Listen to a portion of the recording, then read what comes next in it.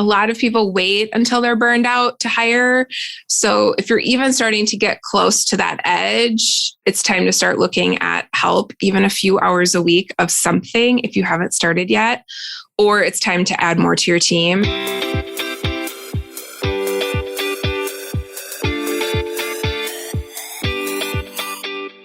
Hey, it's Renee. Welcome to the Into the Wild Show, a podcast designed to encourage women to take their back of the napkin idea, launch it, and grow a wildly successful business. I founded We Wild Women, an entrepreneur training company, to help women like you, moms and go-getters, start the business of their dreams the right way. Not too long ago, I launched my $1 million agency when I was 8 months pregnant with my first son and welcomed my second son only 11 months later. So I know how to grow businesses and babies. Join me as I teach you the guiding principles and how to start and grow your business while overcoming the voice in your head screaming, "It's not possible." These raw and funny episodes will make you feel like you're right here with me, sipping on some Pinot and leaving more confident saying, "Yes, I can." Every episode leaves you with some action items and a real kick in the ass to get started. Here on Into the Wild, you'll hear from other trailblazing entrepreneurs and experts because I know that the best advice is from someone who's successfully done it before. So put your headphones on, grab a cup of coffee, and tune in, because Into the Wild is about to begin. Subscribe to my mom's podcast.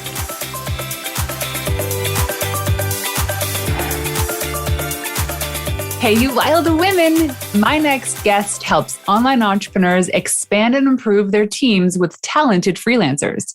Her number one goal is to align the right person with the right role so business owners and freelancers alike feel empowered to work within their individual skill sets and strengths.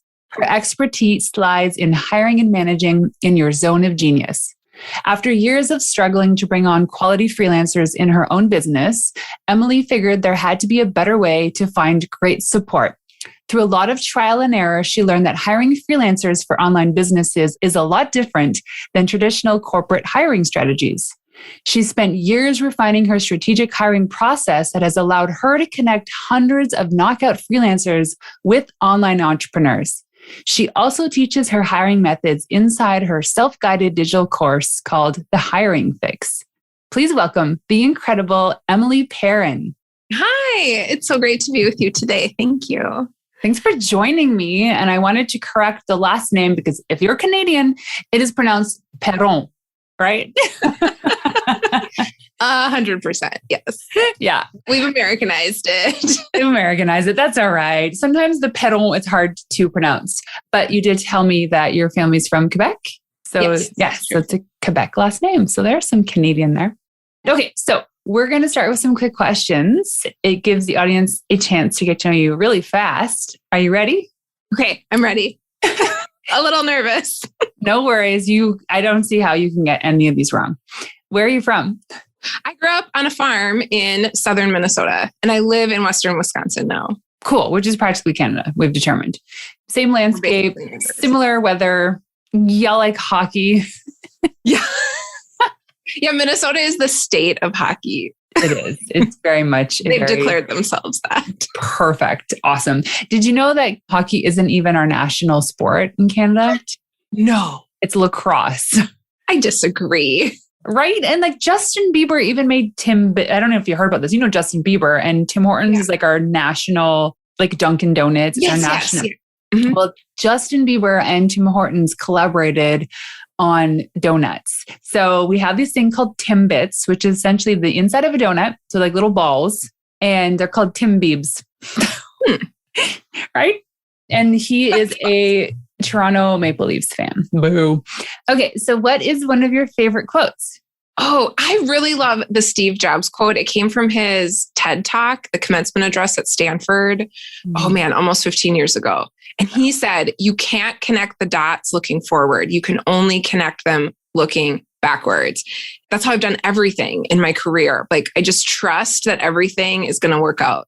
I did a master's degree and wasn't really sure what it was going to turn into. Like I knew what the degree was, but I wasn't sure how it was going to help me in my career. So I love that. And I listened to a podcast episode this morning about, what was she saying? It was very similar. Oh, there's like sometimes when we feel stuck in business and life, it's either that the part that's really hard with what we're experiencing now is because you need it in order to grow, because we grow the most when we're challenged, or it means you're just going in the wrong direction. So you have to figure out, is it the wrong direction or I'm actually growing here? So really interesting. Okay. So what is the best piece of business advice you ever received? There's so much bad advice I've received. I think the best advice was to really follow myself, follow my heart, do what's right for me and kind of ignore the gurus and the experts, because what's working for them probably isn't going to work for me. No, it's so true. I love that. People are like, hey, copy my sales funnel, or I grew my business to $1 million of monthly revenue organically. Great. You also started 15 years ago, yes, right? Exactly. And they have a totally different set of experiences than I do, and talents and strengths. And so what's going to work for them, those 2 emails probably aren't going to make me $1 million tomorrow, which is fine. Great that it worked for you, but it doesn't. Right. And it's okay to look to them to be inspired. And I think you need to get your hope and inspiration from somewhere. But yeah, duplicating everything that they're doing in your own way, it's probably not going to work for you. Because here's the thing, is if it's in the same industry, I know this, is people want to buy from you, right? They want you. There's a reason why people will hire Emily. There's a reason why people will hire Renee when there's a million other people they can choose from. I have a friend of mine, Heather Chauvin. She was on my show. I helped do some teaching and PR within her program. And she knows some people in my industry that are 10 million chapters ahead. And I was like, why did you pick me? And she goes, because you're a mother.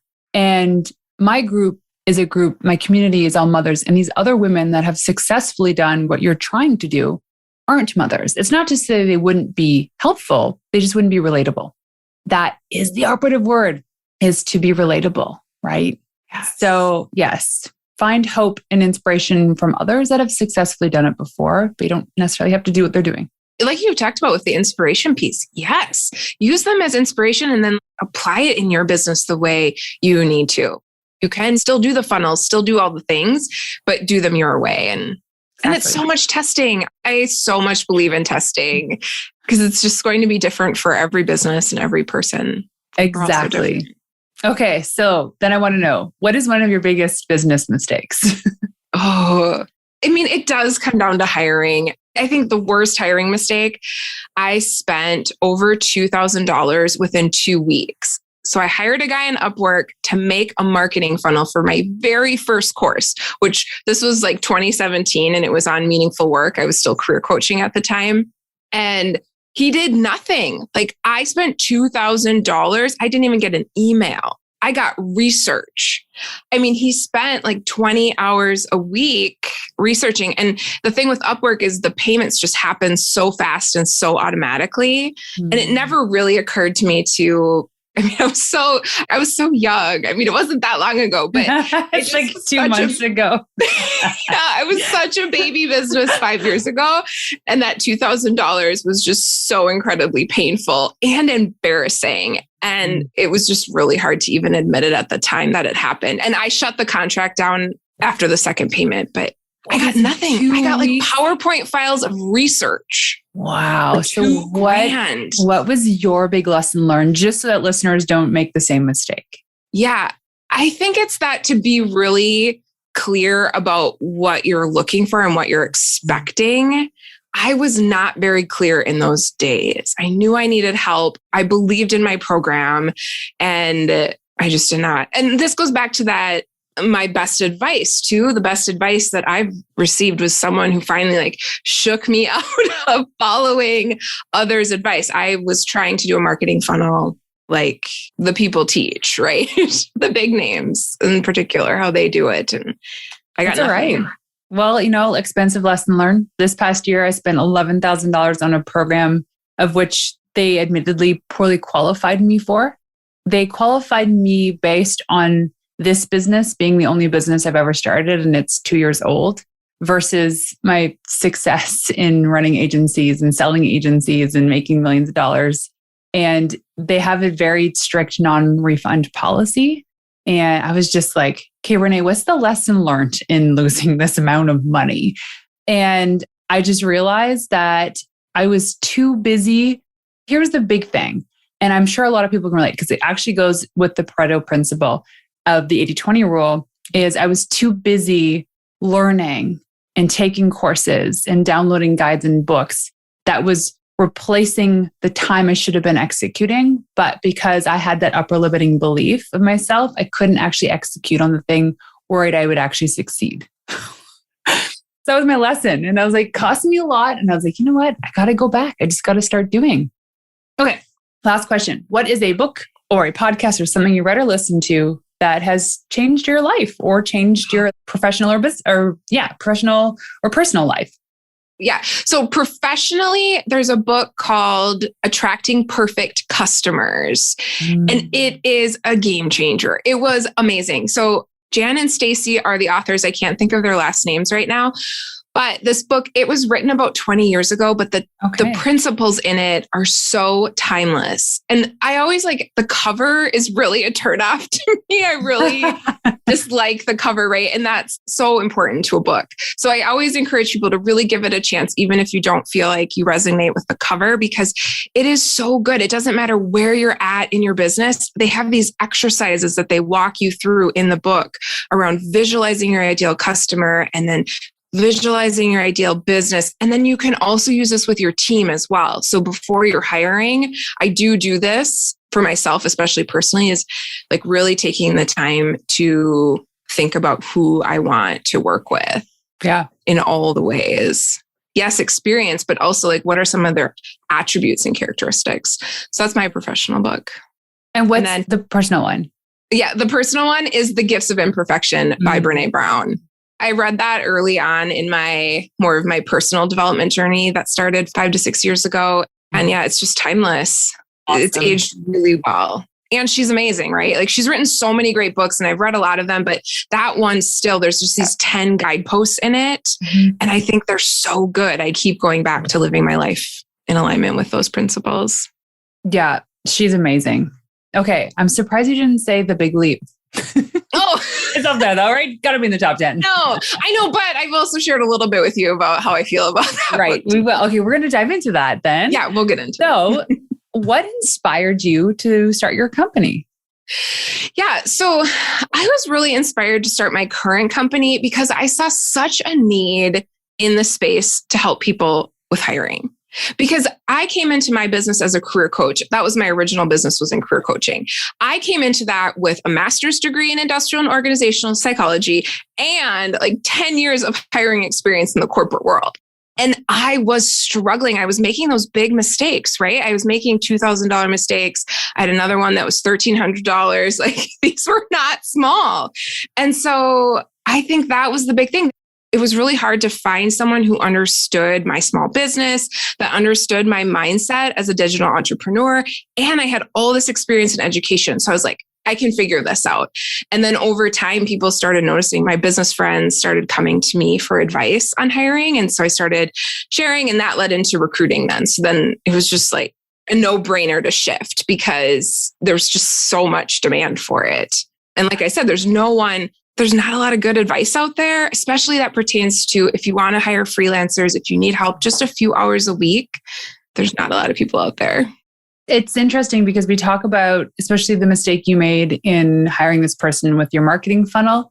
And my default, just having ran a marketing agency before, is to realizing that we want other people that don't, and I'm not saying this is you, but this was definitely me, is we want other people that don't know anything about our business or industry or target audience to fix something we don't know it's broken. And so they're confused, we're confused. But what I learned over the years is to have to over communicate to these people. So freelancers, especially, over communicate what the goal is, over communicate what you're expecting, because you can't just be like, here's what I want, kind of, can you make it happen? They won't know any more than you. Right. On a very rare occasion where you'll hire somebody who gets it from the beginning. That's the mistake that I've made with freelancers on Fiverr, on Upwork, on you name it, even just having contractors come in. I made that mistake. And now the creative brief is where it's at. Now it's like, here's what I want to achieve. And this is what I'm hiring you for to get from A to B to Z. Okay. Yes, so then, well, I think also allowing them to express their specialty. I think that's where sometimes we as more online entrepreneurs and digital entrepreneurs and small businesses, we tend to hire people that are too generalized. You know what I mean? They need more of a specialist. They need someone who's super deep in email marketing or super deep on social media and like lives and breathes it. And that is their zone of genius. Like when you tap into that, you get so much back. And it could also be with employees as well. I think we often expect way too much from one person. And that's sometimes some of that core underlying stuff that's coming through. Issues, right? Because they're not doing well in their job because they're doing the majority of their time is focused on stuff outside of their zone of excellence or zone of genius. Yeah. And I mean, I can tell you on so many occasions where I was a terrible leader when it came to actually inspiring and motivating my team. When I figured it out, it was like, hey, these people are really great. I hired them to do job A, but they're actually probably better suited for job C. And if we made that move, then it would clear up capacity for everybody. And that's what we did. And it was magical, so magical. Okay, so let me know, what are some signs, especially for small business owners, what are the signs that you're ready to hire some support? Yes, this is a great question. So I was thinking that there's a couple indicators. I think one is burnout. A lot of people wait until they're burned out to hire. So if you're even starting to get close to that edge, it's time to start looking at help, even a few hours a week of something if you haven't started yet, or it's time to add more to your team. The second sign is missing out on opportunities. So if you are just maxed out, your team is maxed out, no, people can't take on more, or you're just missing the skills. Sometimes you're just missing some of the skills you need to pursue the opportunities. Then that's another really, really good indicator that it's time. Yeah. So give me an example for yourself of where this helped you. Yeah, for myself. I can think of for my clients. Okay. Yeah. Can I do a client example? Mm-hmm. Okay. So I was thinking about a lot of the food bloggers that I work with. They want to pursue sponsored content work with brands. So brands will pay them to create blog posts and social media and videos and all of that to talk about their products and develop recipes specifically for them.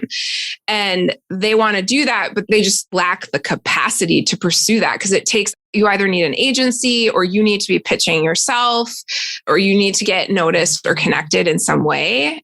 And those contracts can be really lucrative. They can be really beneficial. They can pay $5,000, $10,000, $15,000 or more per recipe. So it's really worth it. But if you're spending all your time responding to comments on Instagram or messages, it's hard, right? They don't have the capacity to do that. So that's one that I see a lot with missed opportunity where it's really, really powerful.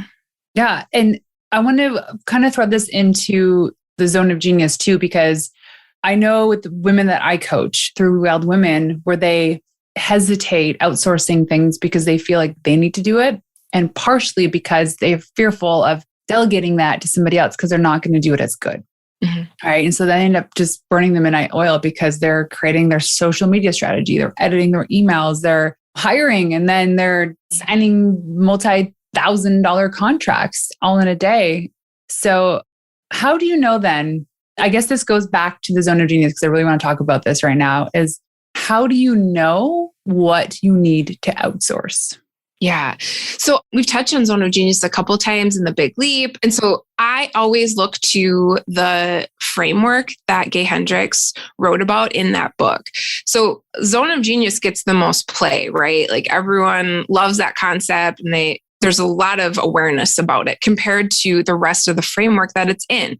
And so I think about it like a pyramid where the zone of genius is at the top, but his framework actually has 4 levels to it. And at the bottom is the zone of incompetence. This is everything you're not good at. This is the first zone to outsource, right? Especially where it's going to really help your business move the needle. It's the stuff you're not good at. And then the second layer is the zone of competence. So this is everything you can do, but there are other people with zone of genius in these areas. And this is the hardest zone to outsource. So that's why I don't necessarily think it's a good idea to start here. If you haven't outsourced much yet, it's better to like get some of the easier things, like things that are easier to let go of control of. So you can build a relationship, you can get some of that management and hiring, onboarding, training experience under you, and then grow from there. And then the third level is the zone of excellence. This is the stuff you're really, really good at, but it's just draining. It doesn't light you up. It doesn't energize you the way your zone of genius does. I know for me, the difference here is between speaking is zone of genius and writing is zone of excellence. I'm a really good writer. I'm better than most people at writing, but it has this drain on me. It does not light me up the way presenting at a conference does, or doing a podcast interview, or even just a live video on my Instagram. It just doesn't light me up the same way. I had an interesting conversation with a founder of a very notable email client. And we were just chatting on Facebook Messenger about the tasks that founders do that are so beyond their, I don't want to say their scope, not even. It's like the stuff that you would be doing as like a starter employee. For instance, maybe editing emails or writing emails for an email campaign. And it's their zone of genius. And so how then does a founder specifically navigate the things that they know they need to be delegating with their zone of genius? So what I mean by is the stuff they need to delegate because they shouldn't be focusing on it, but it's still the stuff they love to do. Like that's a tough one. For me, like I love designing stuff in Canva and I know I shouldn't be doing it, but I love doing it. So how does one actually, I guess, be okay in delegating that, knowing that it's still in their zone of genius? Yeah, I think one way to go about that is to keep enough of it that it lights you up. I don't think there's anything wrong with that. I mean, I think of that with hiring and myself and doing the recruiting work. I hope I always recruit because I could build out an agency. I could never recruit again and like have all these people work for me and do my recruiting process and work with all my clients. But I love the relationship side and I love that part. And I love running the hiring process as well. And so I think it's up to each of us to decide how much we're going to do. I think in something like the Canva design, you doing 100% probably is not the best use of your time. And I also think sometimes people can tell, right? They can tell when it's someone else, or they can tell when it's really authentic and like you made it. I think people can tell, like, right? It has a different vibe, a different energy. And so I don't think there's anything wrong with keeping those things if that's what feels right. Or just outsource a portion, right? Exactly. Some of it. So what you're saying is you can have your cake and eat it too. Yes. A little bit. Yes, just a little slice of cake, not the whole cake. That's what we're saying. Right. And it's kind of like, well, what is the role of founder to you? Like, what does that mean? I think we each get to decide as founders of our own business. Yep. I don't think we have to do it like the rest of the world says it needs to be done. Exactly. And then maybe that's where some of us get caught up too, especially with creatives when they're so good at their craft and they don't necessarily have that entrepreneurial mindset. And people will be like, well, then you have to give up, like, say this mug, right? This is a handcrafted mug and I love it. But like, God forbid someone goes to the artist and be like, no, you can't actually make your mugs anymore because you have to focus on growing your business. So getting into spreadsheets, then they'd be like, well, and that's where like project managers come in, business managers. You can hire people to help with that, right? Marketing. You can hire marketing support to free you up to do that. Exactly. Yeah, I love this mug. That was just a really good example. Okay. That was a beautiful mug. It is really gorgeous. It is. So what are some of the most common mistakes entrepreneurs make when hiring? Yeah, I think one of the most common ones that I see that I've really made myself in my early days in hiring was hiring people that are too similar to yourself, to me. This was definitely the case. I've hired some people that had the exact same Myers-Briggs personality as me.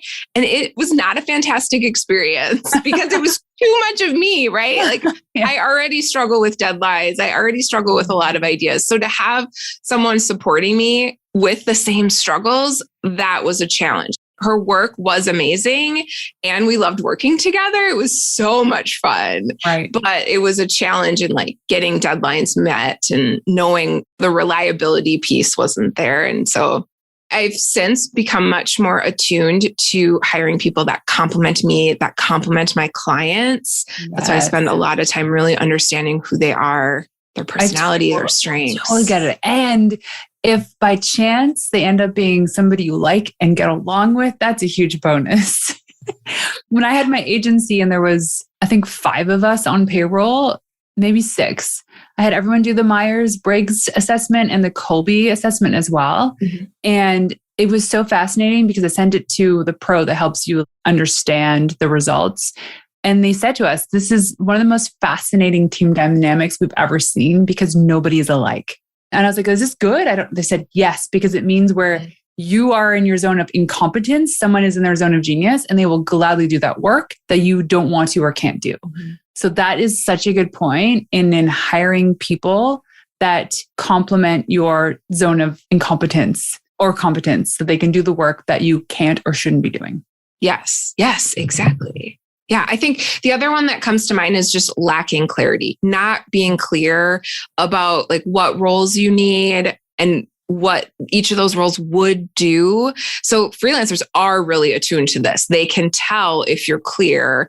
They can tell if you know what you're looking for because there's just these unwritten rules that I found from being in this space the last 5 years that are like either red flags or green flags. And you're either bringing them in or you're telling everyone to stay away. Yeah, totally get it.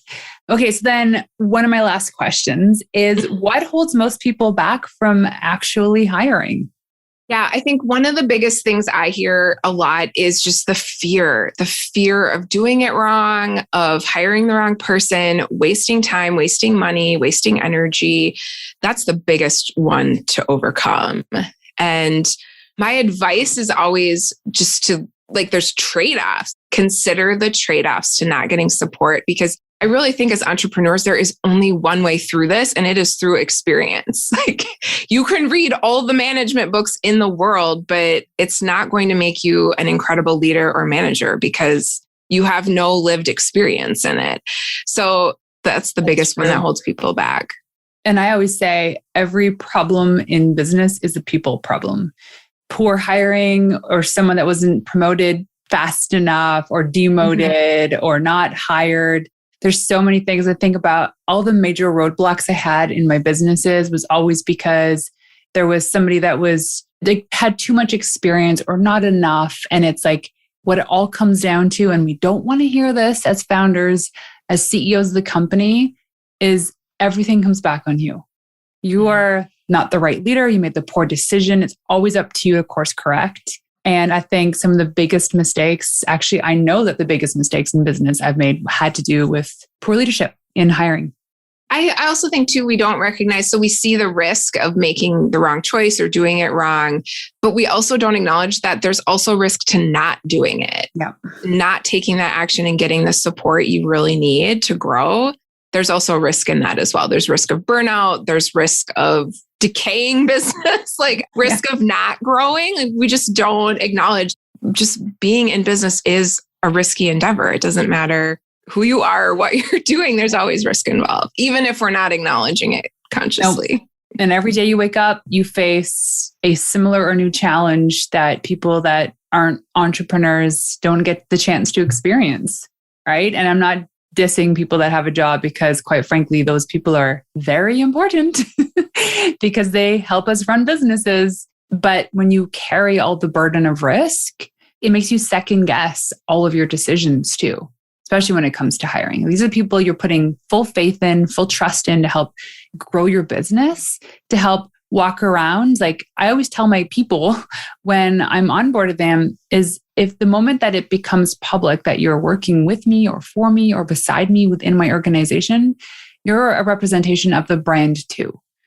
And so it's important that they understand that. And it's not to put pressure on them, but it's just to say, hey, I expect you to behave well when you're on the clock. And even if you're not, and you're talking about working with me, then, it all connects. So it's about finding the right people, about the people that complement you, not, like you said, not people that are exactly like you. And I know we want to be buddies with the people that we work with, but it's business. Mm-hmm. Okay, one last question. Emily, when I ask you what it means to be a wild woman, what is that to you? I I love this question. I was so excited. To me, it's about living in alignment with who you are, knowing your zone of genius, and then making decisions around work, career, life, family, all of it in alignment with that.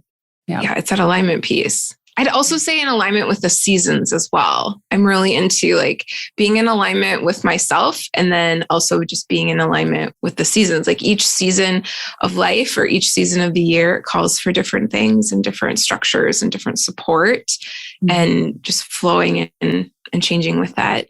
That's what I think a wild woman is. I love it. Okay. So people want to find you, follow you, or look into purchasing one of your programs or hiring you. Where can they go online to find you? Yeah, so they can find me at emilyperron.com. And I'm also on Instagram at emily.perron, Perron. Cool. Well, thanks so much for joining us today, Emily. This has been awesome. Thank you, Renee. It's been wonderful. So there you have it. Thank you for tuning in to another episode of Into the Wild. To make this girl happy and to help reach other women who are dreaming of starting their business, please leave us a 5-star review on iTunes and everywhere you listen in. Also, if you want to find me in the wild, check me out on Instagram at Renee_Warren. That's RENEE_WARREN. And leaving you with one of my favorite tips of all time. The best advice you could ever receive is from someone who has successfully done it before you. Until next time, ladies, peace out.